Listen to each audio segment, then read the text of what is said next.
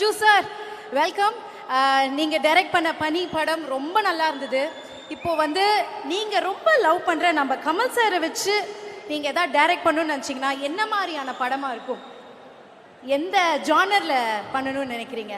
தென்னாலி. தென்னாலி. ஓ இல்லை, ஒரு ஆசை சொன்னேன், ஒரு ஆசைக்காக சொன்னேன். அதெல்லாம் பெரிய படம். ஒரு ஆசைக்காக சொன்னேன். நான் அதில் சார் நடிக்கிறது பார்த்து நல்லா அழகா இருக்குல்ல, ஒரு ஆசை இருக்கு, அவ்வளோதான். பண்ணலாம், சூப்பரா பண்ணலாம், தாராளமா பண்ணலாம். ஸோ நீங்க கமல் சாரை எவ்வளோ லவ் பண்றீங்க அப்படின்றது கமல் சாரே சொல்றாரு. ஷூட்டிங்ல வந்து எல்லாரும் என்ன நீங்க வந்து ஐ லவ் யூ டெய்லி சொல்லுவீங்கன்னு. இப்போ இந்த அரங்கமே கேட்குற மாதிரி ஒரு வாட்டி சொல்லிடுங்களேன் சார். நான் ஒரு வாட்டி அவர் எங்கிட்ட சொல்லல இது வரைக்கும்.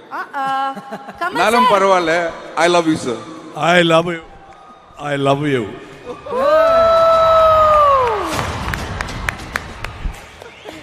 சார் எத்தனை வாட்டி சொல்றது முக்கியம் இல்ல, இத்தனை பேர் முன்னாடி சொன்னாருன்றதா முக்கியம் அப்படின்ற மாதிரி இந்த ஒரு மொமெண்ட் அவ்வளோ ஒரு நல்ல மொமெண்ட் உங்களுக்கு. ஸோ தக் லைஃப் எவ்வளோ பியூட்டிஃபுல்லான ஜேர்னி, உங்களுக்கு எவ்வளோ ஸ்பெஷல்ன்றது தெரியும். ஒரு சில வார்த்தைகள் படத்தை பற்றியும் இந்த அனுபவத்தை பற்றியும் சார். சின்னதாக சொல்லலாம், ஷோர்ட்டாக சொன்னால், நம்ம வாழ்க்கையில் போகும்போது சில நிமிடங்கள் மட்டும்தான் ரொம்ப சாட்டிஸ்ஃபைடாக, மலையாளத்தை சொன்னால் சம்திருப்தின்னு சொல்லுவான்.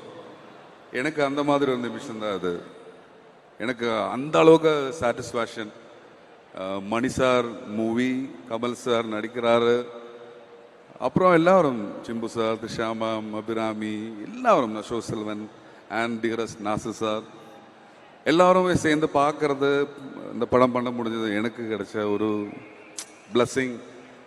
தேங்க்யூ மணி சார், தேங்க்யூ கமல் சார். அதுதான், அவ்வளோதான். அது மேலே சொன்னால் அது போர் ஆகிடும். தேங்க்யூ, அவ்வளோ மகிழ்ச்சி. இந்த அன்பும் இந்த ஆதரவும் தொடர்ந்துட்டே இருக்கணும். 5th அன்னைக்கு உங்களை செலிப்ரேட் பண்ண நாங்கள் waiting. Thank you Nassar sir, thank you Jyothi sir. Thank you.